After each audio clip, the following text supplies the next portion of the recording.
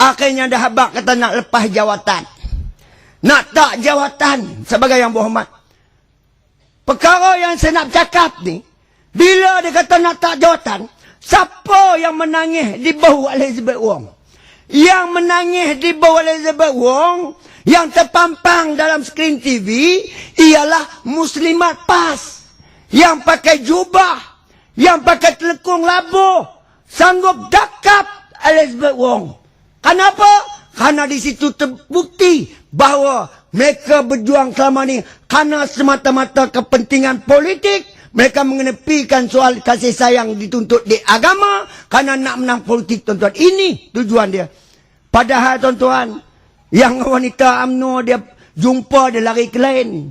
Kalau jumpa mungkin tak salam. Kalau bagi salam mungkin tak jawab. Padahal kita seagama, sebangsa. Tapi karena hilang kasih sayang. Sebab tu Elizabeth Wong didakap oleh Muslimat PAS. Tuan-tuan, peluk dek Muslimat PAS. Di situ menunjukkan bahawa bercanggah dengan kehendak Islam. Itu contoh yang kedua. Yang ketiga, hilang kasih sayang. Apabila datang pilihan raya pada 8 bulan Mac tahun 2008, peristiwa yang berlaku di Perak. Tahu keputusan jam 10 malam. Akhirnya PAS dapat 6 kerusi. PKR dapat 7 kerusi. DAP dapat 18 kerusi. MCA menang 1 kerusi. UMNO menang 27 kerusi di Perak. Apabila mereka menyatukan Pakatan Pemangkang, boleh tubuh kerajaan. Bila tubuh kerajaan, maka timbullah keresahan di kalangan umat Islam, khususnya orang yang bertanggungjawab tentang soal agama. Maka Tan Sri Harusani, Mufti Negeri Perak, telah dilantik berbincang bagaimana nak jaga kerajaan Melayu Islam di Perak. Masa tu tuan-tuan, jam 10 malam, Datuk Seri Harusani telah ditugaskan untuk berjumpa dengan Datuk Nik Aziz di Kelantan. Maka diceritanya Datuk Seri Harusani, malam tu jam 10 malam, dalam usia 70 tahun, dalam keadaan suasana hujan lebat, maka berangkat Tan Sri Harusani ke Kelantan. Sampai di Kelantan, pada masa tu Nik Aziz pun selesai semayang subuh. Maka akhirnya berbincang. Maka bermuzakarah di antara mereka, bermusyawarah di kalangan mereka, bagaimana nak ambil balik, nak kekalkan kerajaan Melayu Islam di Perak. Maka pada masa itu kompromi dibuat, persetujuan diminta. Maka bagi pihak kita, UMNO yang diwakili perantaranya Tan Sri Harusani, Datuk Seri Diraja Tajur Rosli, dia kata mesej, bawalah kepada pihak PAS, saya rela letak jawatan sebagai Menteri Besar. Bagilah Menteri Besar kepada PAS. 5 exco lagi bagilah kepada PAS. Dan kemudian ini saya dipahamkan, Ustaz Ahmad Awang kita lantik sebagai speaker kerajaan negeri. Makna nak bagi kepada pihak PAS. Menteri Besar pun dia, 5 exco pun dia, 6 kursi dia menang. Menteri Besar dia tinggal 5 kursi. Exco ke-5 dia. Habis 100% bagi ke dia. Kerana nak menyelamatkan kerajaan negeri Perak daripada jatuh ke tangan bukan Islam. Itu seorang ulama, seorang mufti. Tapi bila dicadangkan begitu, UMNO minta MCA kekal 1 kursi. Yang menang 1 dan 4 adalah exco di kalangan UMNO. Nik Aziz jawab, hamba setuju. Tetapi hamba tak punya keputusan kata putus sama ada kerajaan perpaduan boleh wujud atau tidak. Hamba cadang tanya Datuk Seri Presiden. Saya nak beritahu tuan. Telefon ke Haji Hadi, cerita keadaan yang sama. Haji Hadi jawab dia setuju, tetapi dia juga tidak mempunyai kuasa putus, melainkan dia cadang Tan Sri Harusani balik berbincanglah dengan yang pesuruh Jaya PAS Perak, yakni Ustaz Ahmad Awang. Balik Tan Sri Harusani, cari Ustaz Ahmad Awang, bincang dengan Ustaz Ahmad Awang, kemuka cadangan yang sama. Apa jawab Ustaz Ahmad Awang? Daripada baik dengan UMNO yang zalim, lebih baik dengan DAP walaupun kafir. Tan Sri Harusani menangis tuan. seorang ulama bercakap demikian. Kenapa? Karena mereka lebih letakkan kepentingan politik, letakkan kepentingan kedudukan pangkat darjat, sanggup tolak tuntutan perpaduan ini kehendak agama. Kalau tanya kita pada hari ini, siapa yang tolak agama? Yang tolak Islam ialah PAS dan bukan UMNO. UMNO tetap menegakkan Islam, PAS tolak kehendak Islam. Mananya tuan-tuan pada hari ini? Dia yang tolak Islam, dia tuduh kita. Yang kita nak perpaduan atas kehendak Islam. Yang tolak dia. Kita terima tuduhan. UMNO perlu berjawab di mana saja. Tapi tuan-tuan, bila dikatanya begitu tuan-tuan, jelas manusia jenis ni Allah cerita di dalam Al-Quran. Manusia yang tanggup tukar kasih sayang ni Allah cerita di dalam Al-Quran. Ustaz PAS balik rojok, baca surah An-Nisa ayat 139.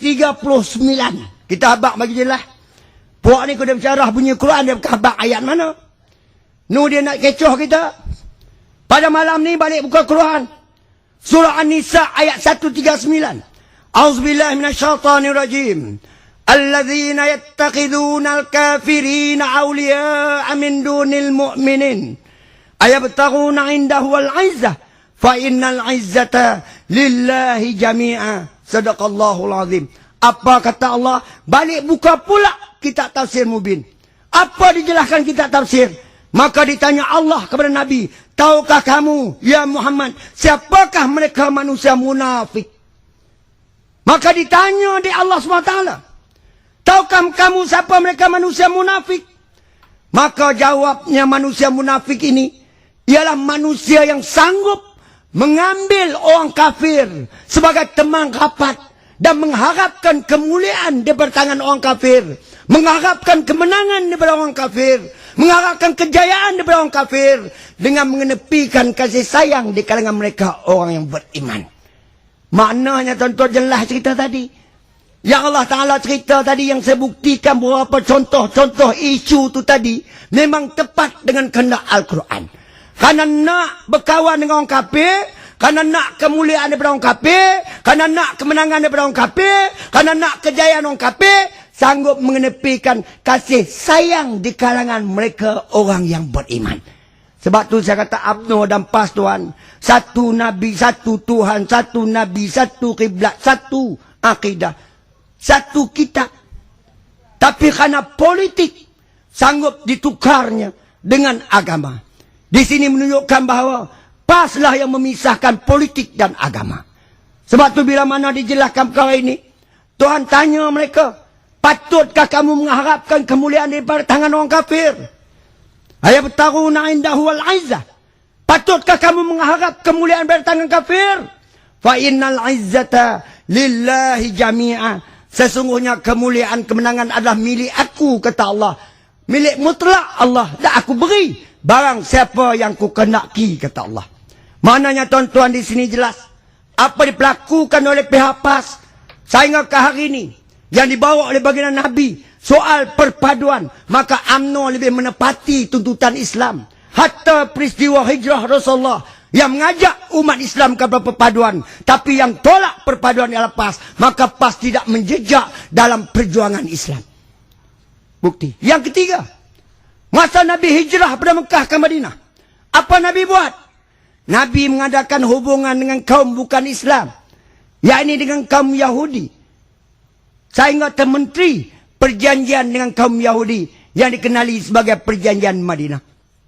Maknanya tuan-tuan, Nabi masa hijrah Mekah ke Madinah, perkara yang ketiga yang berlaku dek Nabi, mengadakan perpaduan hubungan dengan bukan Islam. Kita hijrah kuasa dulu sampai ke hari ini, kita pun pada hari ini tak lari daripada yang Nabi buat. Sebab tu kita kawan dengan MCA, kita kawan dengan MIC, hatta mereka adalah bukan Islam, kerana soal maslahah. Soal maslahah ialah soal keselamatan umat Islam, soal keamanan negara. Maka inilah yang dilakukan di UMNO, yang pernah ditunjuk di Nabi. Semasa dalam periode hijrah, Nabi mengadakan hubungan dengan bukan Islam, yakni kaum Yahudi sebaik tiba di Madinah. Tapi bila kita kawan dengan kafir ni, dia kata kawan dengan kafir jadi kafir. Betul tak Pak Osik? Kawan kafir jadi kafir. Malah ni orang PAH ni lah. Ustaz PAH ni lah. UMNO kawan dengan kafir, dia kata kita kafir. Nu yang Nabi baik dengan kau Yahudi, mengadakan perjanjian dengan Yahudi, kerjasama dengan kau Yahudi, Ustaz PAH nak tuduh apa ke Nabi? Kalau nak tanya siapa lebih tepat dengan kehendak Muhammad Rasulullah, UMNO lebih tepat dengan kehendak Muhammad Rasulullah. Tapi PAS sanggup menafikan sirah hijrah baginda Rasulullah. UMNO tetap dengan landasan Islam. PAS tergelincir daripada kehendak Islam yang sebenarnya ditunjuk oleh baginda Nabi SAW. Benda ni kena fikir tuan. Yang kita sedihnya Ustaz PAS, hari ni saya nak tanya Ustaz PAS, Tok Guru PAS, mana gidah ayat yang kamu hukum orang UMNO dulu kawan dengan kafir jadi kafir? Hari ni pasal apa hampa baik dengan DAP pun tak baca dah ayat ni? Di mana ada ayat ni? Surah ketiga, surah Al-Imran ayat 28. A'udzubillahi minasyaitonirrajim. La yattaqidil mu'minuna al-kafirina awliya'a min dunil mu'minin. Wa man yaf'al dzalika falaysa minallahi fi syai'. Dia baca sekerat ya tau. Ayat tu kena sambung illa an tattaqu minhum tuqah wa yuhadzirikumullahu nafsah. Wa ilallahi masir. Sadaqallahul azim. Baru habis. Pasal apa dia baca sekerat? Ayat tu lah tak baca dah. Pasal apa dia tak baca? Takut jatuh terbatang hidung dia. Ustaz-ustaz PAS tak baca. Tok Guru PAS tak baca. Kenapa? Kerana dia ambil DAP ayat ni dia tak baca. Kalau gagah baca, maka naik atas kepala dia. Dia pun tahu. Siapa yang mempermainkan Al-Quran? Sedangkan Allah tak larang untuk kita berkawan dengan bukan Islam. Masa tu dia pun terjemah, janganlah mengambil orang kafir menjadi pemimpin aulia di kalangan kamu orang beriman, dengan mengenepikan orang beriman. Bagi mereka yang buat demikian, maka terputuslah pertolongan Allah. Dia baca-baca ayat ni, dia terjemah tuan. Jangan ambil orang kafir jadi pemimpin aulia di kalangan kamu beriman, ketepi orang beriman. Bagi mereka buat demikian, terputus pertolongan Allah. Masa tu Tok Guru tanya siapa kawan kafir, dia kata UMNO lah. Siapa ambil orang kafir jadi pemimpin aulia, UMNO lah. Siapa ketepi kita orang beriman, UMNO juga. Kemudian apa kata Allah? Bagi mereka buat demikian, maka terputus pertolongan Allah. Bila sebut terputus pertolongan Allah, maka terus dia hukum. Maka bang siapa berkawan kafir, maka jadi kafir. Ayat tu telah dibaca oleh ustaz-ustaz PAS. Nak bagi faham orang kampung tuan-tuan. Sampai sanggup dia umpamakan sekawah daging lembu, dimasaknya gulai, dimasuknya seketui daging babi, maka sekawah daging lembu menjadi haram. Inilah kerja UMNO. Kononnya mereka berjuang Islam dengan mengambil yang bukan Islam masuk menjadi pemimpin aulia di kalangan mereka, maka akhirnya menjadi haram sebuah kerajaan dibawa oleh UMNO. Maka apabila UMNO berkawan kafir, lantas dihukumnya kita kafir. Tuan-tuan, hari ini Ustaz PAS mana ada ayat tu? Esok cuba baca atas member, tengok cuba kupas lain. Padahal dia baca sekerat tu dia kakak, kerana untung dia. Dia tinggal lagi sekerat kerana apa? Kerana rugi dia. Ayat Quran pun dia untung rugi pun ni. Kalau tak ada manusia jenis ni, takkan Tuhan nak kata la tastaru bi ayati samanan qalila. Maka Tuhan kata jangan kamu jual ayat-ayat Allah dengan harga yang murah. Mana setiap Allah sebut dalam Quran, mesti ada golongan umpama ini. Bila disebut ayat ini, kalau tanya saya, siapa dia ustaz kaki jual ayat Tuhan? Maka PAS lah yang memperdagangkan ayat Allah. Karena kepentingan politik mereka, akhirnya ayat Allah dipermain di pentas politik, sanggup menghukum yang lainnya kafir. Tuan-tuan, saya nak tanyalah, kalau ustaz-ustaz PAS ni tuan-tuan, yang masih hidup hari ni, kalau nak bertobat boleh dah. Yang hadut hukum dulu, kalau nak bertobat hari ni. Sebab apa saya kata begitu tuan-tuan? Karena kita kesian kawan yang mati dah no.